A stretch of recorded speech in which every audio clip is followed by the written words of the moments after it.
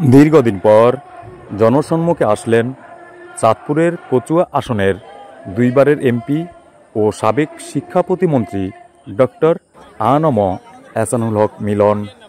31শে August বিকেলে কচুয়া হজরত শাহ নেয়ামত উচ্চ বিদ্যালয় মাঠে উপজেলা বিএনপির জনসমাবেশে উপস্থিত হয়ে তিনি জনসাধারণ উদ্দেশ্যে বক্তব্য প্রদান করেন। অনুষ্ঠানে বিশেষ অতিথি হিসেবে উপস্থিত ছিলেন বিএনপির কেন্দ্রীয় কমিটির সদস্য কেন্দ্রীয় মহিলা দলের শামসুন নাহার বেবি। অনুষ্ঠানে সভাপতিত্ব করেন কচুয়া উপজেলার বিএনপির সভাপতি খায়রুল আবেদিন স্বপন। উক্ত অনুষ্ঠানে কচুয়া উপজেলার সকল অঙ্গ সংগঠন উপস্থিত থাকেন।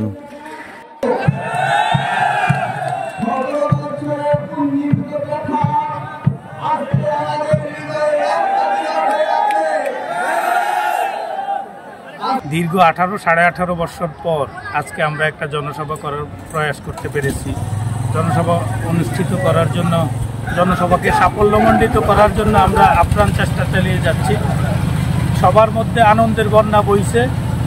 যথেষ্ট উজ্জীবিত বিএনপি এবং অঙ্গ সংগঠনের সকল নেতাকর্মীবৃন্দ, ছাত্রদল, যুবদল, স্বেচ্ছাসেবক দল, শ্রমিক দল, সব অঙ্গ সংগঠন যথেষ্ট আনন্দে উৎফুল্লিত এবং যথেষ্ট আনন্দিত সবাই। এ কারণেই যে আমরা দীর্ঘদিন গোলামের জিনজির থেকে নিজেরা স্বাধীন এবং মুক্ত মত প্রকাশের স্বাধীনতা অর্জন করতে পেরেছি, বাক স্বাধীনতা ফিরে পেয়েছি।